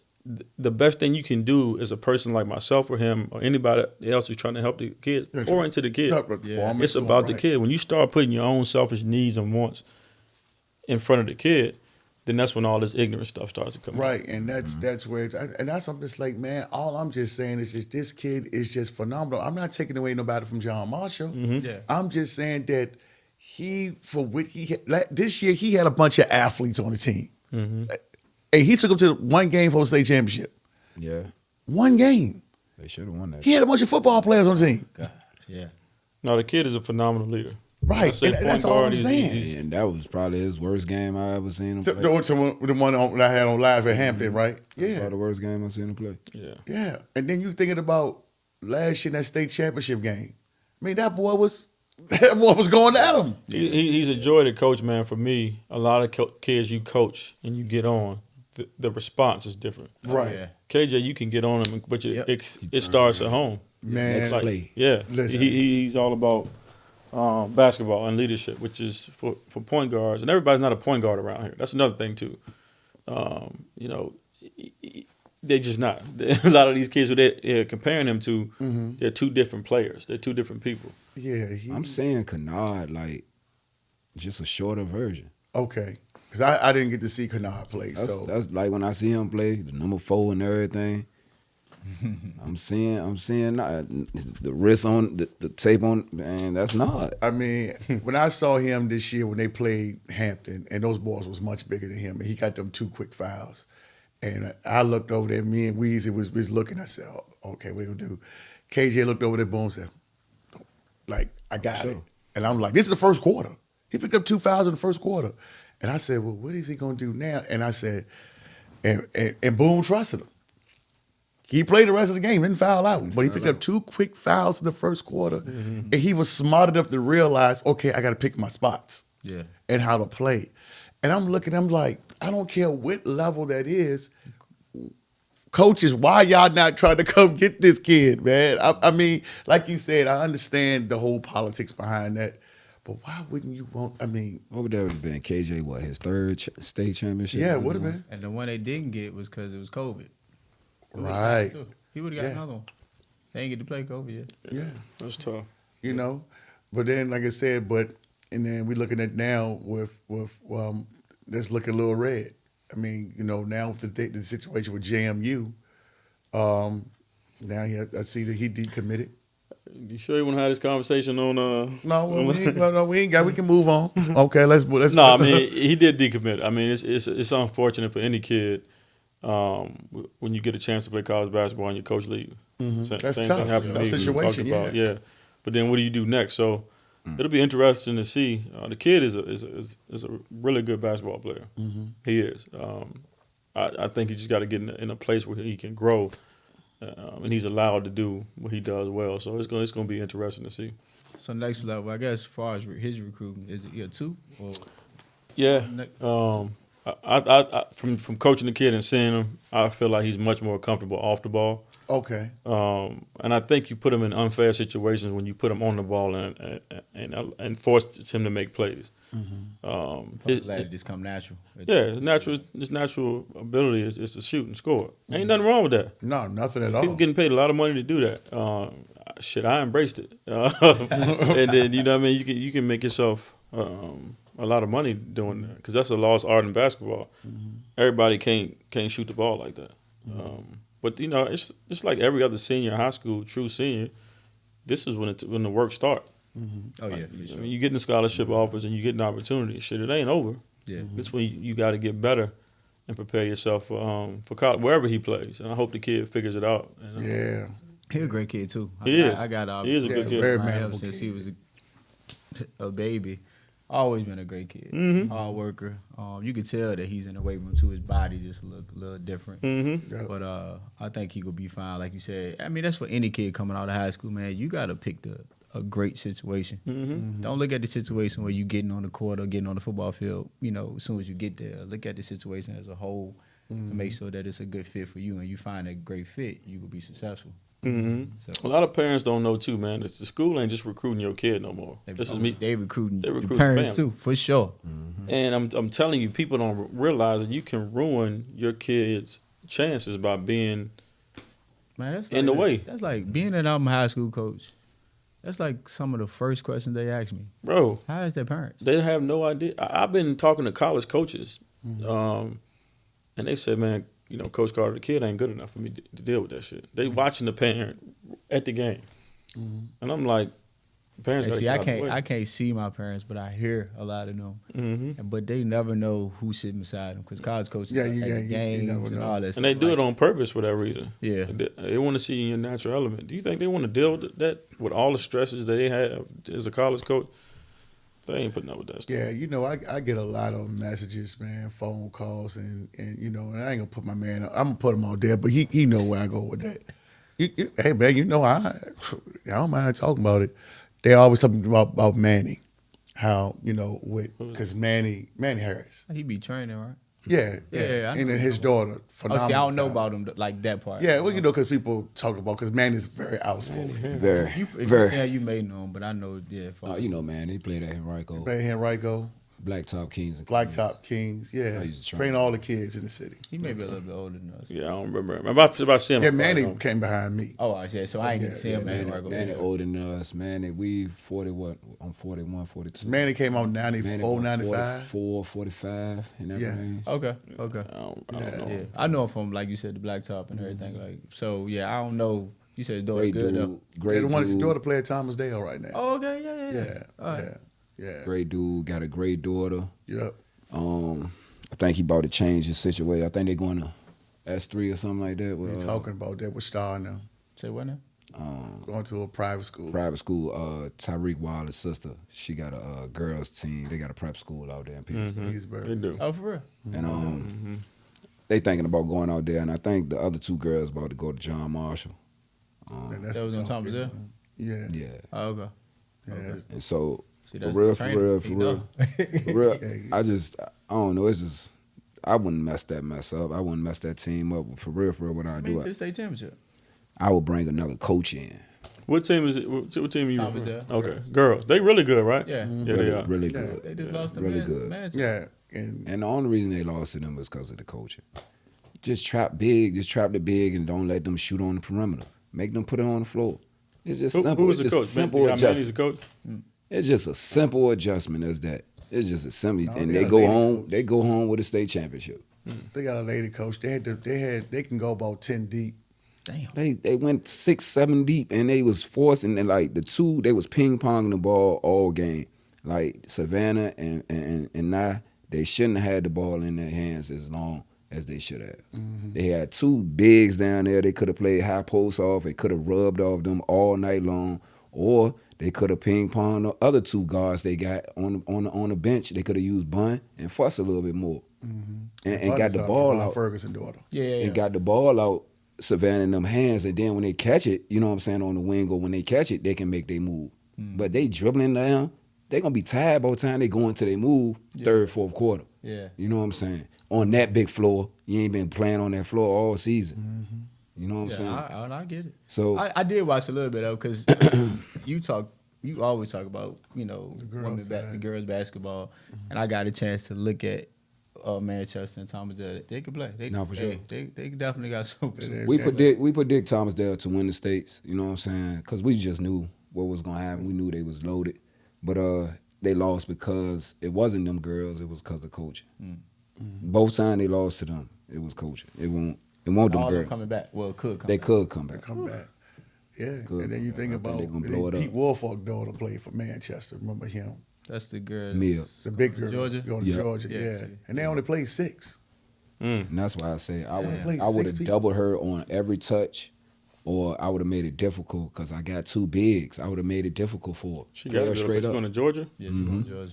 And she played softball, too. She tough. Is she playing basketball at Georgia or softball? She want to play basketball, Oh, she but tough. she's She better. can shoot. She's She probably can shoot. She got good She in got. softball. She too. ambidextrous. She can use both hands. Yeah. I was just talking She about nice. I was talking to you when I came in. Like the women's basketball is amazing, man. Yeah, man. It's Like probably the first time I done probably sat down and since probably last year too and just watched, and I was just like, man, they playing basketball. Man, I was ready to throw the chair at the TV last night when Juju lost. Hot. I was hot, bro. The skill level is different, man. It's always kind of been like that. But these girls today, man, they are. I hope a lot of people don't want to hear it. That girl from Iowa is the real deal. say it one more time Jeez, for people man. in the I back. don't understand how people don't want to hear that. My daddy Because is it's hot. the black- He, that's coming yeah, with he this. do It's not a like race my He dog. thing. already know. He man. already know. He do It's not. race. Yeah. Yes, you know me. I'll be controversial. I don't have a problem saying it. I don't care what. Because you got a This lot of girl- black people don't want She to hit see that white girl 9 make it, threes, and that's and what it is. I That girl done think scored 4,000 all points in college. You know how many Yeah, points you know, that is? that's- all what I'm 9 saying. threes was going left, She bro. tough. Though. You scored 2,000 points in college. You are a pro.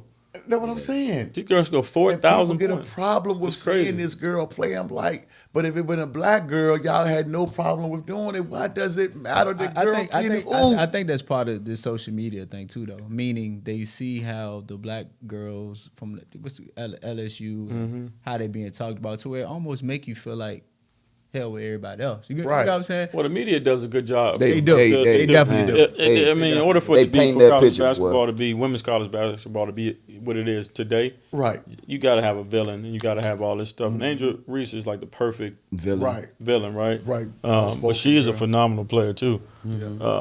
A lot of them girls can play. Juju Watkins is good. Girl at UConn is good. It's a good time for women's basketball. Watching her press conference last night really helped me understand Angel Reese a lot. Yeah. What she say? And then I guess what you So- didn't understand as well. So she said a lot of people paint her as the villain and she don't ever get a chance to respond. You know what I'm saying? Which is very true. She on the road. Yeah, she yeah, got yeah. practice. She got class. You know what I'm saying? She ain't got time to listen to every comment or respond to every comment. But for her to be like, I love my teammates. I ride for my teammates. After a loss, And her teammates said it too. and for them to piggyback on everything that she said, and for Mockery to be like, man, it's just I understand Angel Reese. Yeah, I understand her a lot now. All of us have played team sports. When your teammates talk about you like that, Yep. that's the most. That tells exactly who Satisfied you are. Yeah. Yeah. Fucking championship. Honestly, man, that what keeps me coaching. Yeah. When I got kids like that. Yeah. It ain't about them. It's about the team. And it's about just putting the team first. That make me say, you know what, I gotta keep on going. Especially when you a high level player too. Yeah. Because Yeah. nowadays, man, it's so me to where it's Right. like when you get kids like that, it's like, damn, we get it. And that girl Haley that was checking Caitlin, she gonna get drafted too. She gonna get another opportunity to see her again. I don't know if she want to see her no more. No, she probably don't. Probably don't. But you know how it go. Man. If you competitive and if you really want it, sure. you Listen, know what right. I'm saying? I would have fouled out. There's no way you There's didn't. no way I'm all gonna that. let her Come on, man. just keep going left. Man, She was going everywhere. I was like, man, foul her. Like, dude, Yeah, that, you I mean, gotta continue to chase that girl.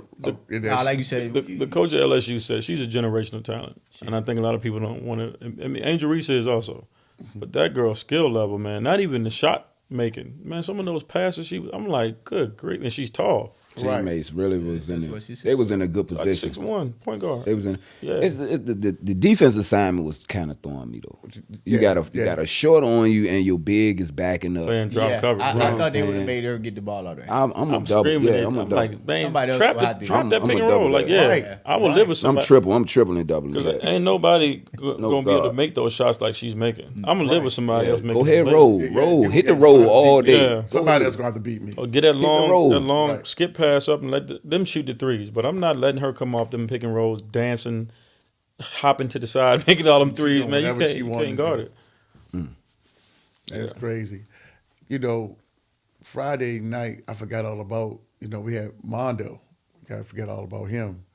He finished his college career now. Now. Hell of a season, too. Right. Hell of a Yeah, career. and the teammates Yeah. talk well about him. The white guy talked about. Hell of a basketball career player. for Yeah. North Carolina. What do y'all think his chances are to go? Because going from somebody who was supposed to be one and done and decided to stay in school, then I guess the NIL helped stay a couple more years. And It's going to be interesting to see, man. I don't think I've seen a college player at a program like that have a college career like that. I mean, he's from Richmond, so when you see anybody, Michael Jordan played in North Carolina, and he's in the record books there. He had an incredible college career. I don't see why he wouldn't get an opportunity. But again, the pro game is a lot. Tyler Hansbrough was another guy from North Carolina who had a tremendous college career and just didn't pan out as a pro. I think Mondo got a different skill set. I think he can do a lot more offensively than Tyler Hansbrough. He's bigger too, so I'm rooting for him, obviously. But it's hard to say in Georgia. You would hope the whole city rooting for him. Man, for sure. but they ain't. I mean, there you go. That part right there. And a lot of people don't want to have those real conversations about what that's really going to look like for him when he's done, because he has done it in college basketball. Right. I think he's going to have to be the right fit for him, but I think if he get in the right situation, he's going to be a good pro. Yeah, I think the same thing too. I think that if he can get to a good situation where, because he's not going to be asked to score, he's going to have to do what he does, rebound and just play defense. I mean, you can look at somebody. Miami Heat always have get free agents to get guys, and they go there, and then those guys get the second contract. So I think he can possibly go there and play at the Heat and move Bam over, to the 4. He's a great locker room guy too. Yeah. Man. He got all the intangibles. He's a great kid, man. You ain't gonna have no issues out there with me. Right. Yeah, I'm Yeah, about to you gotta say pop if you in want to your change phone at your team from winning to losing, you know what I'm saying? If you want to be a winner, you want to change your atmosphere, I would add though. I would definitely add though. Straight up, He because can be doing all the stuff that most don't want to do. Yeah, man. He he definitely can board, he matured, can hit free throws. And people are like downplaying this kid. The kid can play, man. He's Yeah. good. Like you don't have that kind of career in the ACC if you can't play. See, that's what I try to explain to these guys. Is it's like, well, he ain't this, he ain't that, but y'all ain't talk about what he did. How many of y'all go to the ACC and play? You know the fortunate part about that is none of them guys are going to be signing his checks. Say whatever the hell you want, and you'll continue to say it when he getting paid to play basketball. I mean, it's good to have a conversation and argue about it, but when it starts, and we hear it all the time in Richmond, the guys hating. You can do that all you want. It ain't gonna change your situation. So The mock draft don't even got him going right now, from what I checked. But I think that's gonna change. yeah, somebody give him. He don't even have to get drafted. Right. Somebody will give him a chance. He'll I make think somebody that'd be drop. even better if he don't get drafted. At least he can kind of pick situation where it would be best for him. Yeah. Versus have to go through that process of getting drafted to a team that may not be a right The fit. NBA's just changed so much because a player like him 10 years ago, it ain't no way he's not getting Getting drafted. drafted, right. The international game, like we talked about earlier, has affected. Unfortunately, there's guys his size that can do just different things. Like Luka, he like and that's the exception, right? But it's 2 or 3 more guys over in Europe just like him that don't want to come to the States. That the NBA teams are drafting. I played against 2 of them. I'm like, this motherfucker, he faster and stronger than Luka. He just don't want to come over here because he getting paid 10 million euros a year, and you know what I mean, like Comfortable. right. But you look at situations like that, it makes it harder for American players to go to school for 4 years. Mondo's also a lot older. Right. So a lot of these teams want to draft younger kids because they can kind of develop them.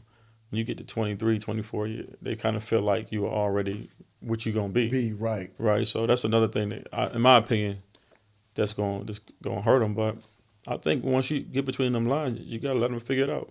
I think it's just tough because this year has been the year of the big man. Right. You got Gonzaga bigs, you got all these other bigs from everywhere. You got Zach Edey.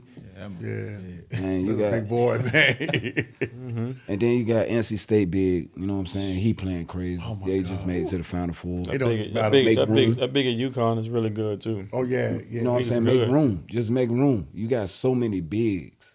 And then the names like in the 4 is like, okay, they always have these drafts throughout the years.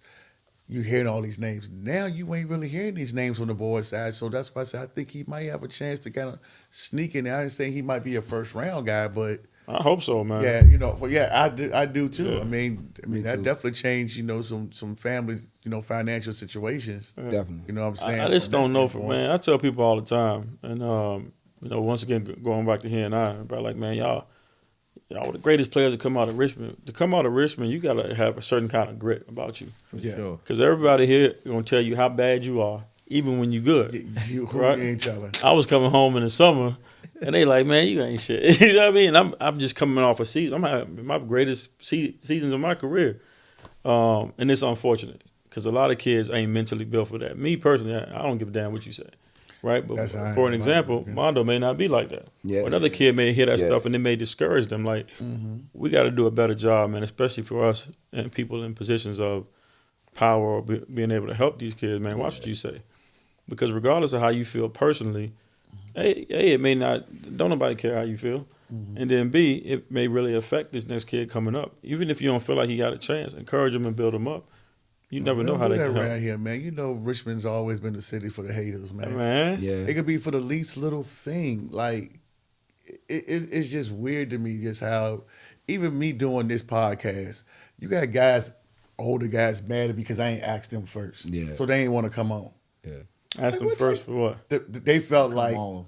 to come on. So, okay, just to give you an example, when I first, I started this thing 3 years ago, I was on Zoom. Of course, it was COVID. Yeah. So, of course, I had guys like Terry Davis that I didn't know that I met through some people. I had Duvey, I had Anna Prilliman. I think I had Boo Williams on, but I got them through people that I knew. You know what I'm saying? That it was just, okay, I'll do it.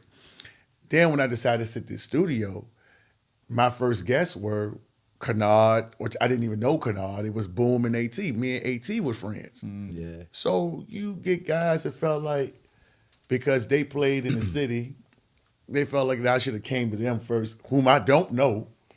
They felt like, oh, I should, man, we ain't going on the pod. Guys that y'all play against in the city, I'll even go out. Now, if you want me to name drop, I name drop. But I Nah, prefer man, not to do that. I nah. don't want to be messy like that. But I'm just saying, but whole no, thing is because like- it's stupid. Like, Yeah, I mean- let's just say they're in the South Side. No offense. I mean, all the great players, and Richmond has a lot of great players that have come out of here. It's because you played high school basketball around here. That don't mean shit. I That's mean, the thing. like you played high. People, I don't get how they hold on to that for so long. But, bro, Because, we talked about it before we started. We 40. Yeah. That was 25 years ago. but guess what? Like you a whole different person now. Like you ain't even. Man. You're not the same person you were before. Mo, you right. But that's the reason why I started it. Because I seen those guys on Facebook going back and forth. Man, when I was at so-and-so back in 93 or back in 87, and I'd be like, and I'm sitting here watching this stuff. So that's what made me go into the Zoom. I was like, I'm going to get some of these guys to come over here and be on screen to talk about it. But because I ain't Kimmy, because I ain't Tomcat, they ain't gonna come sit and talk to me. But those type of guys could get the guys that you want. So then when they see guys like y'all, man, why y'all going there? I know y'all out there. I'm talking about y'all. So it's just to let y'all know, okay? But they do that, and I'm like, I tell y'all straight up, I've said on every podcast, I ain't play. Yeah. I've never been in the position that y'all in, and I'm okay with that because I'm comfortable in my own skin. Yeah. My thing is to get you guys up here to kind of talk to these younger guys and to kind of just give some input because I love hearing your takes on how you break down stuff, John and you know what I'm saying? You've been on here a couple times, you know what I'm saying? So I love it. This is what it's all about. But because they don't think because I didn't play, I'm not qualified to sit here to talk basketball with you guys. It just talk like men, but that's their mentality here. So that's why I tell guys like Mondo, don't come back here. You know what I'm saying? Henry Coleman, don't come back here. Because these guys, man, I ain't messing with the guys. You pouring into these guys because you've did it. One thing I said about Terry Davis, when I interviewed him, and I asked him, I said, what made you decide to send Ed to North Carolina? And he said, Tyler Hansbrough. He said, Ed was supposed to go to UConn to play with Kemba Walker. And he said, because I played in the pros, he said, I thought that would be right for my son to go get beat up by that big ass white boy in North Carolina at practice, because that's what it's going to be like in the NBA. And what happened? It worked out for him, right? And he didn't even start his first year. So he was like, that's what I did. So I was like, oh man. So I thought just by passing this information along to hear guys like him who played in the league for as long as he played, then he said, well, I had to come back. I had 8 years in the league.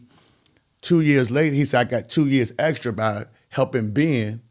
And then what happened for me, I got free health care for the rest of my life for having 10 years in the league, which I wouldn't have never got if I didn't stay the 2 years to help Ben. So I'm thinking that people want to hear stories like that. That what made me say, I want to make this thing bigger to get all of you guys on. I got a lot of love for them two dudes, right? Right. But them mofos that said what they said, they don't see it that way. You and your brother. You know what I'm I saying? think a lot of times too, when you hear people like that and just talking bad, where are they at right now in their life? And I don't know who you're talking about. Still living off their high school stuff. I'm just saying, like it's crazy. And I was just like, well, damn, bro, I ain't never sit up here and said I was anything. What I want to do was give you a platform to sit up here and just to be able to talk about what you did, what you're doing now, and how you helping in the community. Well, but fortunately, man, the podcast is doing great. It's continuing to go on, and their opinions don't really matter. It really does. Which but it I just never like will. talking shit about like it. when you talk in any form or fashion, when you talk negatively about anything, like it really shows your true character. Like at the end of the day, like we talked about, we had a great run. You know, whatever it may be, it's over, right? Right. We can't still live in that same I'm gonna area, go 5 man. more, Like and then it's, I'll mind it is, but it's unfortunate because a lot of the time it's people who look like you and I. We have Right. kids who are doing great things, or people, whatever it may be, man. Just support it. You never know how it can benefit you if you're gonna be selfish. But we don't like, do you that. know what I mean? Like just show up and do. We don't do it. We don't do that. We don't do it. But if it won't, but I look at it like this, I'm like, man, I got this man, Dr. O, who's helping us out here. What I do, Marcus, say, hey man, we'll send him over there with y'all guys. That's what I did. Right. I'm gonna call him. I come. Right. Come and support. Like man. But I got to thank Keith Twan. Keith Twan said, man, he said, Larry, he said, you don't even know how blessed you are. I said, what you talking about? And Keith Twan was, he said, man, he said, Dr. O, man. And I said, who is he? I get a phone call from Dr. O a week later, and he telling me, he said, hey, man, I want to be able to help you out, not financially, with this podcast. And I was like, huh? But and keep in mind, I'm just meeting all of you guys because I knew of you guys. Yeah. But my relationship was more for AT. Yeah. And next thing you know, I'm getting all of you guys to come on here. So I'm sitting up here like, I ain't trying to act like I'm anything. I'm blessed to be able to talk to you guys because outside of that, I really wouldn't know him. And John was like, no, man. He was calling me, sir. I said, John, you ain't got to call me no, sir. You know what I'm saying? He was like, yes, sir. What's up? I said, no, man. I just want to be able to sit down and just talk with you guys because I just think that whatever you guys positive or negatively can actually help these kids. It's not always the positive things. Yeah. It could be some of the bad things. Me and you talked about on the way here, didn't it? Yeah. I said, no, man, keep pushing, bro. Yep. I said, because you don't know what we deal with. We might not be out in the open, but we all deal with personal things. Yeah. Right. And you know what I'm saying? Indeed. For sure. For sure. You know what I'm saying? So I was like, no, keep pushing, brother, because I'm just like, no, if I just call you, I ain't got to be Kimmy to call you to be like, hey, man, I'm checking on you. Sure. Oh, I got to be Kimmy to call you to be like, okay, let's make sure you're good. Well, it won't Kimmy. I don't even want to hear what you got to say. But that's why, but honestly, I'm that nigga that's going to say that's what these dudes are. That nigga Kimmy don't even call and check on me. Shout out to Kimmy. Kimmy, I just use an example, but what I'm saying. Basketball has done so much for me, man. That's what they do. And I use the same thing in my life lessons, man. It's how you respond to a bad play, a bad game. It's the same thing in life. We all gonna go through something.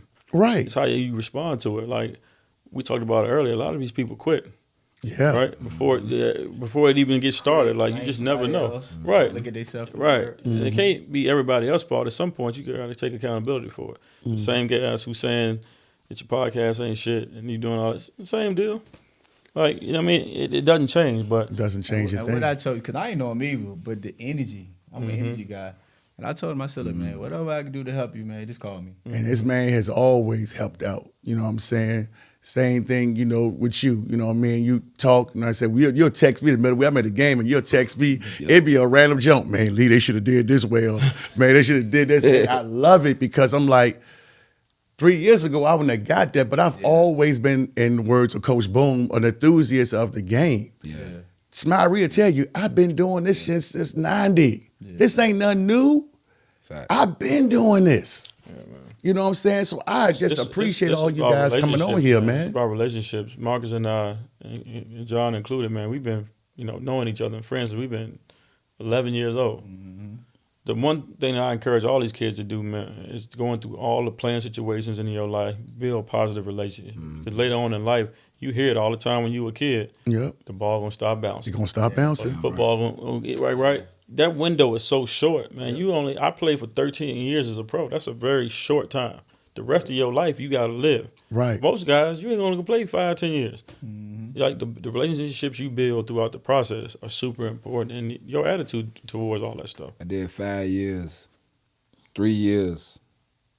I ain't get one visit. Him and his parents was the only people that came to see Are me. you serious?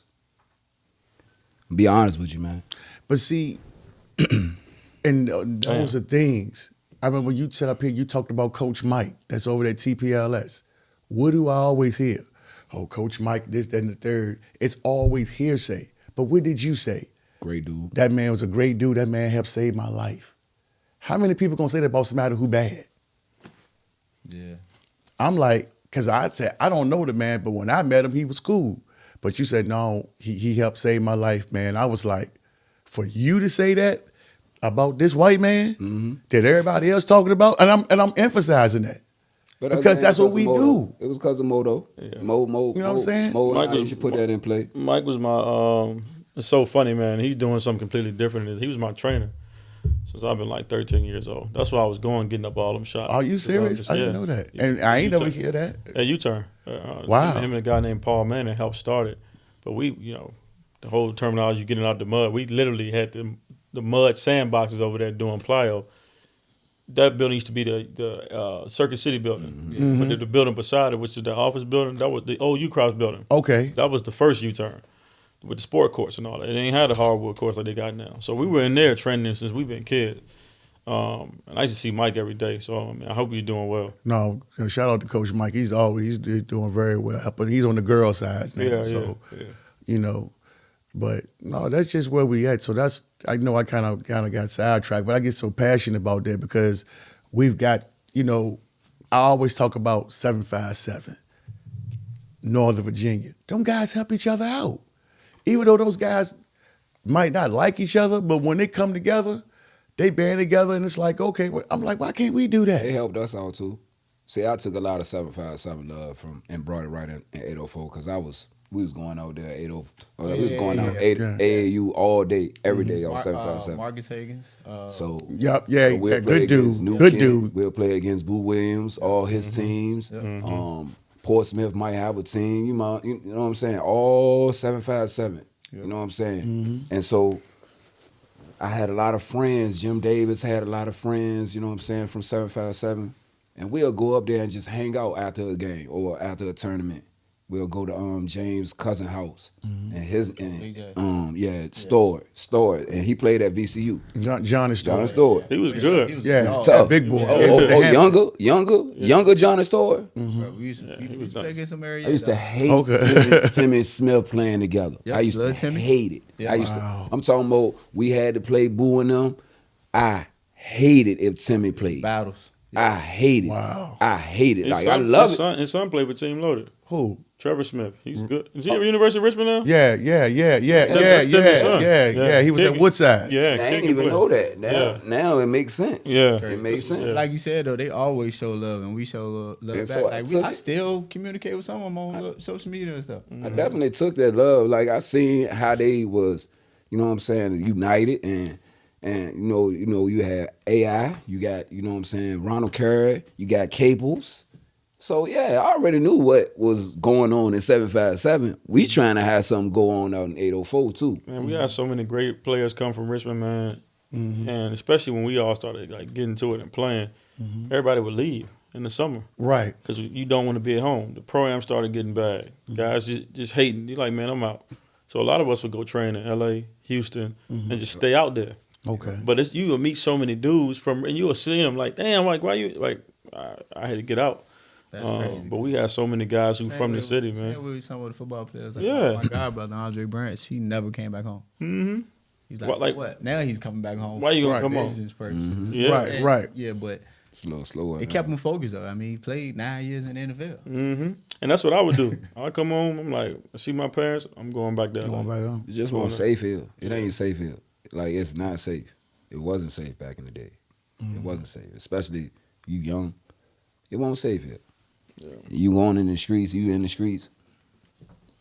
Like, bro, LeBron, Melo, none of them niggas coming to Richmond. Right. They not stepping no foot in no Yeah, Richmond. what he did. I get what you're saying too. Right. I know when You I know was what I'm in saying? college, they was like, "You from where?" Yeah. Bro, like, it's just Yeah, dangerous. yeah. It was dangerous here. We just got a dangerous name. Like, niggas just think we crazy. Right. I was playing in Kuwait City one year. Kuwait. Kuwait is beautiful, by the way. The dude was from Northern Virginia. I forget what city. We finished playing. I was actually replacing him. Mm-hmm. He was from Front Royal, Virginia. Okay. And he's like, man, where you from, fam? I'm like, I'm from Virginia. He's like, me too. He's like, what city you from? I was like, I'm from Richmond. He said, oh, you from where them killers from? And he said it so quick. I was like, huh? Yeah, because we was always ranked To high. me, I never thought of it like that, but people see us like that. Yeah, they do. It's because we weren't around that. Well, I mean, we knew people, but Right. we weren't around. No, me neither. That's why I was like, Yeah, and the guys all right. the guys that I knew, I grew up right there in Highland Park North Side, went to Kennedy, I'm Sir John Marshall, but the guys said, no, man, you don't need to be out here like that. You going about your business. You all right, you know what I'm saying? So we always had guys, the OGs that didn't want us out there like that, so I always respected that, but they knew I was always around, but that wasn't me, you know what I'm That's saying? what it was for me. I didn't want that. I was around them. Yeah, I was around them, but that won't And not be. even saying I was around, because it was times in my life when I was younger. My mom would put me in the best scenario, you know what I'm saying? Brothers too. But it just happens. Like, you on the playground, you don't know that nigga killer walking around. You don't Right, know you that. don't know. You don't know. And a lot of times You it don't was the know guys that. that people who didn't know. So guy would come back there, I said, he who? I know him as Eugene, but he who? You know what I'm saying? And I'm like, oh, all right, well, you know what? Yeah, I don't even know, but. And then if you do know, you like, man, hold on, man. I'm gonna keep my distance, man. I'm gonna say what's up and keep it pushing. Yep. And the best about I can get these kids, especially who are excelling at sports, stay away from it, bro. Stay. Right. There's no Stay long out of term. What's the long term plan and goal for that? You gonna be like that till you 50 years old? Right. Like, it can be so much taken away from you in such a short period of time. Like, everything you work for in 2 minutes is gone. Facts. And it's not a good feeling, man. It's really not. Give yourself an opportunity to get out and experience the right things, because that in itself can change your life. Use, and you hear it all the time. I'm sure Marcus says, use it as a tool. Yep. Yeah. Don't let basketball use you. You use it, You too. man. If you can figure that concept out, you'll be okay. Stay away from around these damn fools. You ain't lying, man. It ain't worth It's it. contagious, man. It It really ain't is. worth it. Yeah, Man, all the discipline I had and got from AAU and playing against, you know what I'm saying, all the best talent in the world. Growing up, man, you lose sight of things when you get rusty. You know what I'm saying? And only time your mind gets sharp is when you doing the right shit. Mm-hmm.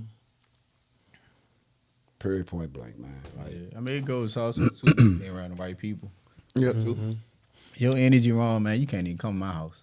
Yeah, hey, man. Hey, I feel you on that. For real. And also, leave too, that, man. leave that at the door. Yeah, man. A lot of the skills that we develop as athletes, and I've noticed this in corporate America, it translates. Oh, for sure. Right? The hard work, the discipline, the all those things. And a lot of us, for me, I'm not gonna lie, a lot of people don't want to use this. You scared. Because my mentality was like, man, am I gonna be as good at this as I was at basketball? Right. And if I'm Me not, too. what the hell am I gonna do? A lot of guys are afraid. And that's what I kind of figured And out too. once again, man, you use the stuff that you develop. It's a lot of stuff that you develop as an athlete that normal people just don't have. yep. Mm-hmm. And don't be afraid to use it, man. Use your network, use all that stuff. And that's why I said that I think that's worked for me. And like I said, I could take to thank all of you guys, man. I'm gonna wrap this up, but I thank all of you guys, because if it wasn't in this position, there's a lot of things that I wouldn't be at today without talking to a lot of you guys. Mm-hmm. And you guys, all of you, even you, man, you don't even know what better position that y'all put me in. like, you know, for you, when me and you called and, you know, and Kennard was like, you know, no, Larry, all right, you know what I'm saying? You know, if people don't understand, like, I just met that dude last year. I didn't know Kennard the way that, you know what I'm saying? You know, same with all of you guys, man. And people don't understand why I go so hard. Or that's why I told you, I said, don't you worry about it. If we had to reschedule, we'll reschedule. Keep on coming on here. No matter, we're going to get it right. And I understand from a business standpoint, it, you know, like this, but I'm like, no, we're going to make sure that we have it right. Because see this type of conversation we having? Ain't nothing bad going on around here. But what usually happens, people think when you got 4 guys, then it's we up to no good or we doing some bullshit. But, you know what I mean? But that's just typically what it is. So I just thank you guys for really trusting me coming on here and just wanting to have a conversation because it's therapy too. For sure. You know what I'm saying? Definitely. You know, not what I told you. I said, no, come on out here, man. It's my second therapy session. Yeah. Well, hey, man, it's true. You can't get enough therapy these days, man. The world crazy. Shout out Jelly, man. Shout out Jelly. I'm gonna invite y'all to something, man. It's like a men's group. They do it every third Sunday. I went to 2 weeks ago. I needed it. Where is it located? Is that they do it at Highland Springs, the old school. Okay. I'm gonna send y'all. At first I thought I couldn't share it with nobody. I think they was trying to keep it small, but they was like to share it. But it's good. We need this though. Like honestly, like what you said, it goes back to you don't know what we be dealing with. Cause I know I'm a person. I kind of keep it in. Yeah, my me wife's too. Like, look, man, that's it. It's gonna explode. But just like I want like. Personally been going through stuff like, you know what I mean, health wise I'm good and everything cool, and I was like, I don't know if I'm gonna go. She's like, you need this, go.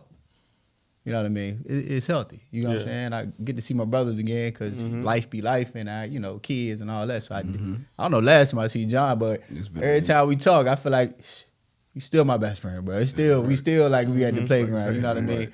Ain't nothing changed, but this is definitely healthy, and that's why I told you, man, I'm gonna support anything that you do because. It's all about trying to get back to these kids, man. So they can learn, man. If they listen and really learn from the things that everybody that come on here been through.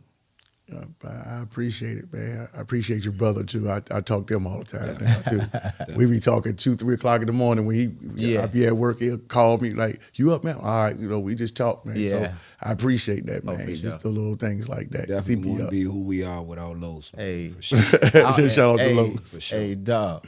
AAU, you know he coached us. I know he tell me all the stories. That's why I said we're gonna get him on here, man. Yeah. I told him it's gotta be the right situation. Coach the world out of us, bro. Like Hey, coach. he put us before himself a lot of times. For sure. A lot of times. For sure. And he helped me stay out of trouble. Definitely did that. We talk about that. He definitely did that. But yeah, y'all, we went over on the time, man. But I appreciate it, man. We're gonna get up out of here. And any quick shout outs y'all want to do before we roll out? I said shout out to Los, man. Shout out to Junior. Yeah. For sure. Cause I used to run with him too, man. It's a good dude, bro. Like straight up. I was a brother. Shout out to my mom and dad. My mom passed away this past year. Man, sorry to hear about that, bro. Yeah. Definitely doing it. Yeah, any shout outs? I say definitely my wife, my family. Yeah, and my kids, Moose and Mila. Shout out. Shout out to all the kids, man. All my kids. Yeah. All 3 of them. Well, y'all, we'll wrap it up, man. That is a squad. This will be out April 19th, y'all. 2 o'clock. Oh, it's your birthday? 18. Okay. It airs April 19th? Yeah. Okay. Yep, we'll put it out. So from Marcus, Jonathan, Maurice, myself, we out, man. I appreciate y'all watching the episode again today, y'all. You know, go over, make sure that y'all check out my man, RickStockel.com for any of your home buying needs. Appreciate it. Thanks again.